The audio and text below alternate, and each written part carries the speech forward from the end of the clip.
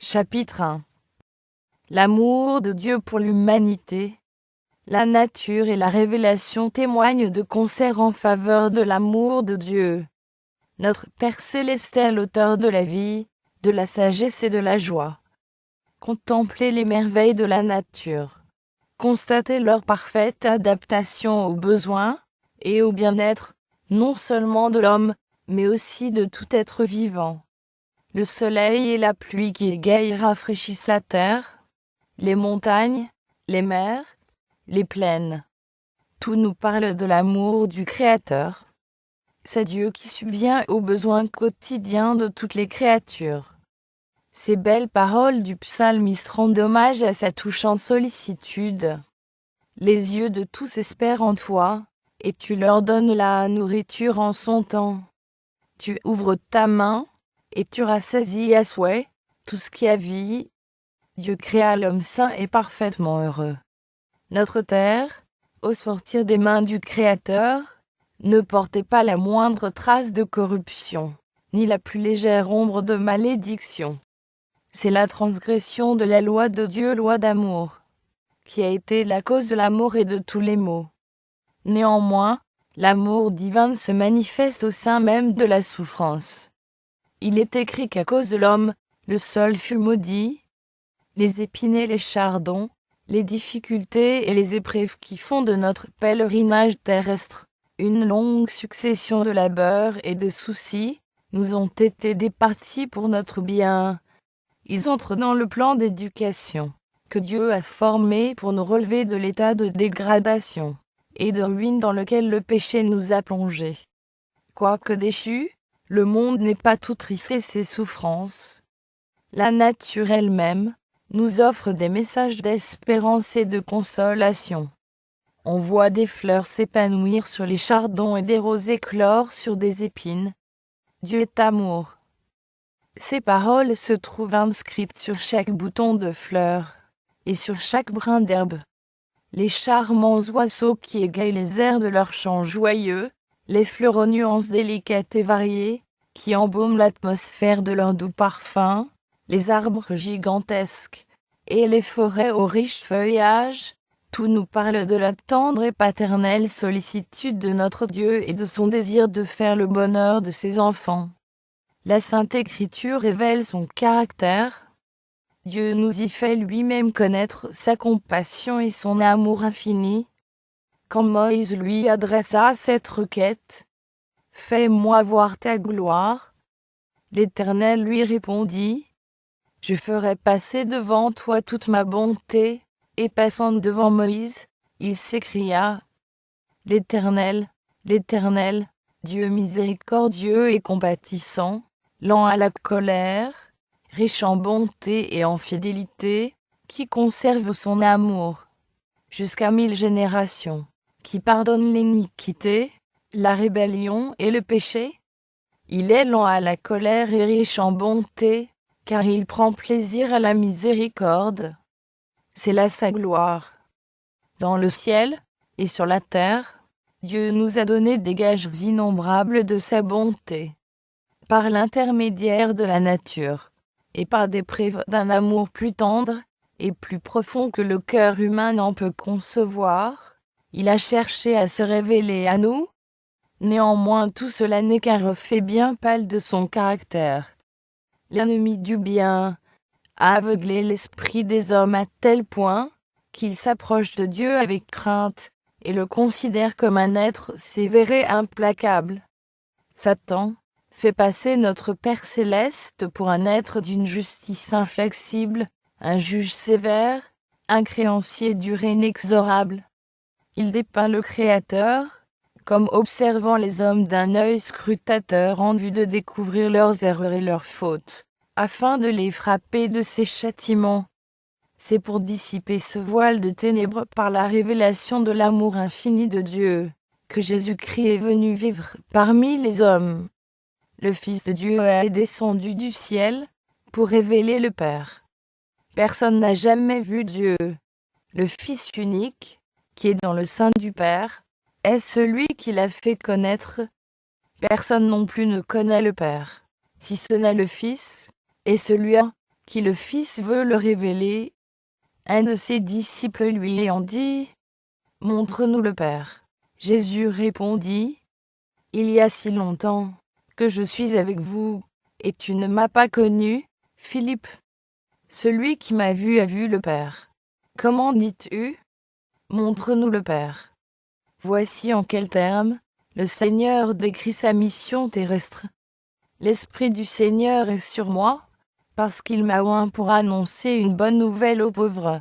Il m'a envoyé pour guérir ceux qui ont le cœur brisé, pour proclamer aux captifs la délivrance, et aux aveugles le recouvrement de la vue, pour envoyer libres les opprimés. Telle était son œuvre. Il allait de lieu en lieu, faisant du bien, et guérissant tous ceux qui étaient sous l'empire du diable. On pouvait trouver des villages entiers, où ne se faisait plus entendre aucun gémissement arraché par la maladie. Il avait passé par là, et guéri tous les malades. Son œuvre témoignait de sa divinité.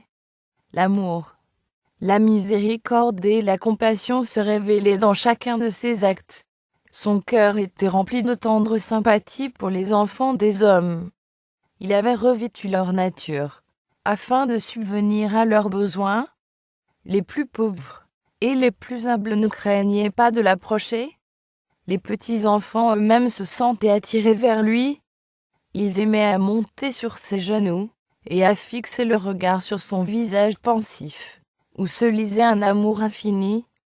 Jésus ne retranchait rien à la vérité, mais il la disait toujours avec charité.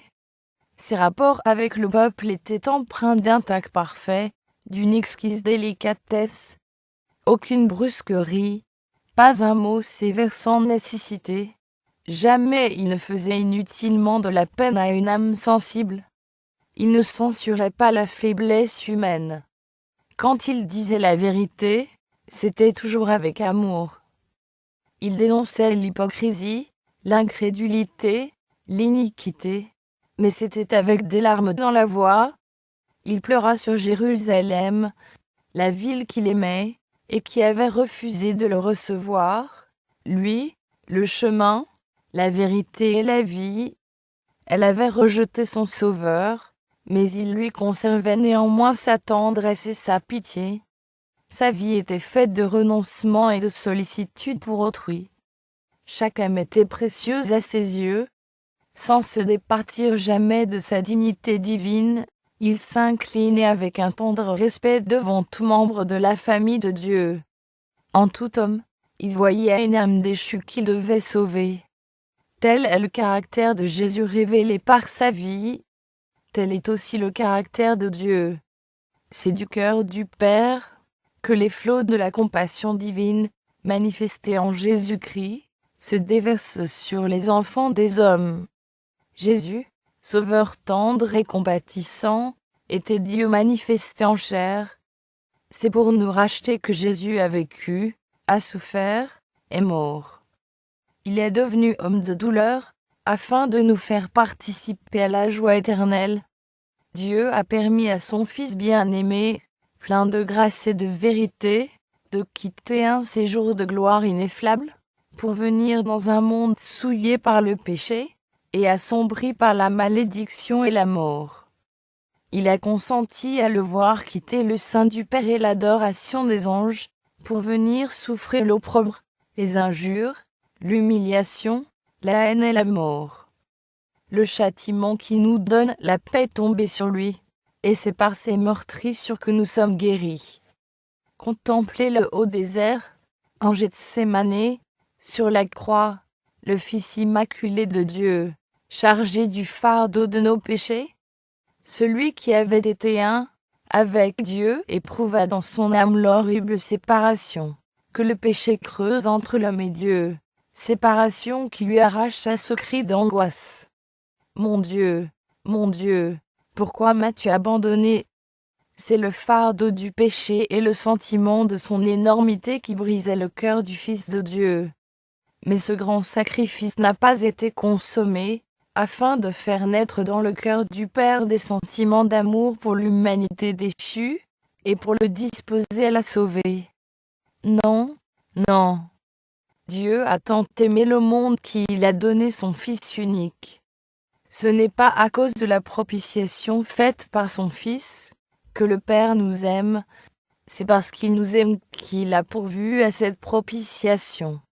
Jésus-Christ est l'intermédiaire par lequel le Père a pu répandre son amour infini sur un monde déchu. Dieu réconciliait en Christ le monde avec lui-même. Il a souffert avec son Fils.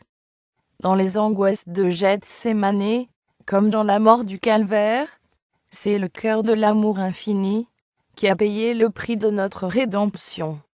Jésus dit, « Le Père m'aime, parce que je donne ma vie, afin de la reprendre. » En d'autres termes, l'amour que mon Père vous porte est si grand, qu'il m'affectionne davantage, pour avoir consenti au sacrifice de ma vie afin de vous racheter. Je lui suis devenu plus cher, par le fait que je me suis constitué votre garant, en déposant ma vie, et en prenant sur moi vos dettes et vos transgressions. Car par mon sacrifice, Dieu, tout en demeurant juste, peut justifier celui qui croit en moi. Seul, le Fils de Dieu avait le pouvoir de nous racheter.